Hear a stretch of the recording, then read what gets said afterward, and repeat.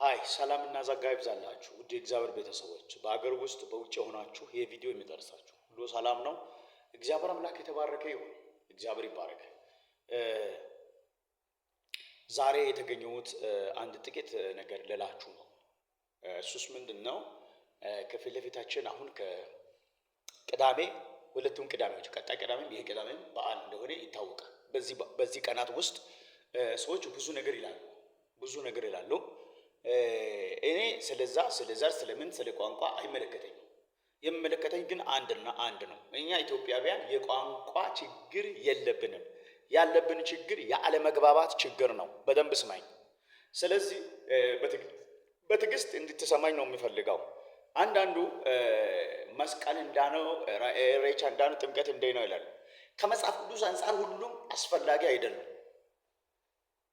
መስቀል ጠፍቶ የተገኘበት 17 አይደለም። ሲጀምር መስቀል አልጠፋም። የት ነው የጠፋው? ኢየሱስ ክርስቶስ የተሰቀለው በይሁዳ በኢየሩሳሌም በጎልጎታ በቀራንዮ። መስቀሉ ተገኘ የተባለው ከግብፅ ይላሉ አንዳንዶች። አንዳንዱ ከአረብ ሀገር የአረብ ንጉሥ ነው ለዘርዓ ያዕቆብ የሰጠው ይባላል። እና ሁለቱም ትክክል አይደለም።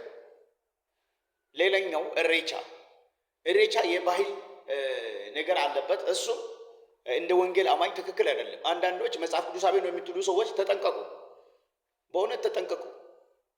መጽሐፍ ቅዱሳዊ አይደለም። ኢሬቻ ማክበር መጽሐፍ ቅዱሳዊ አይደለም። ኢሬቻ ከበጁኒ ኑፍ ሂንተው ወር አመንቶተ ወንጌላ ሂንተው ወከን ክርስቲያኖታ ሂንተው ስሪት ስትማ ኢሬቻ ማስፈላጊ አይደለም። ዘመን መለወጫ ከዘመን ሉቃስ ዘመን መለወጫ እንትናየ አይሰራም። እሱም የለም። ዘመን መለወጫ ማክበር ትክክል አይደለም። እንቁጣጣሽ እንኳን መጣሽ ማለትም ትክክል አይደለም። የኛ ዘመን የተቀየረው ኢየሱስ ክርስቶስ ወደዚህ ምድር በመጣለታ ነው ህይወታችን የተቀየረው። የመጀመሪያ መስቀልም ተገቢ አይደለም። ኢሬቻ ተገቢ አይደለም። ጥምቀትም ተገቢ አይደለም። ተገቢው ምንድነው? የተሰቀለውን ጌታ ማምለክ፣ የተሰቀለውን ጌታ ማክበር፣ የተሰቀለውን ጌታ ከሱ ጋር መሆን ነው የሚያዋጣው። ጊዜያችሁን ገንዘባችሁን በከንቱ አትጨርሱ። ኢየሱስ ያሳርፋል። ወደ መስቀል ሄዱ አይደለም የሚለው ማቴዎስ ወንጌል ምዕራፍ 11 ቁጥር 28 ላይ እናንተ ደካሞች ሸክማችሁ የከበደባችሁ ሁሉ ወደ እኔ ነው እኔ አሳርፋችኋለሁ ነው። መስቀል ያሳርፋችኋል፣ ቀን ያሳርፋችኋል አይደለም ያለ። ሲል ያሳርፋል አይደለም ያለ። መስቀል አያሳርፍም፣ ኢሬቻም አያሳርፍም፣ ጥር 11 ጥምቀትም አያሳርፍም። የሚያሳርፈው ኢየሱስ ነው። ወደ ኢየሱስ ና። በቃ ይሄን መናገር መቼም አላቆም።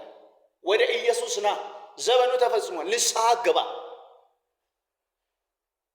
ኢየሱስ ጌታ። ንስሐ ግባ። በትዕግስት ስማ። ንስሐ ገባ። ወንጌል ይለውጣል። ይሄንን መጨረሻ ላይ የሰማችሁ የቪዲዮ የዘራሳችሁ ሙሉ የሰማችሁ መጨረሻ ላይ እንደዚህ ብላችሁ ጻፉ። ወንጌል ይለውጣል ብላችሁ ጻፉ። እግዚአብሔር ዘመናችሁን ይባርክ። ሻሎም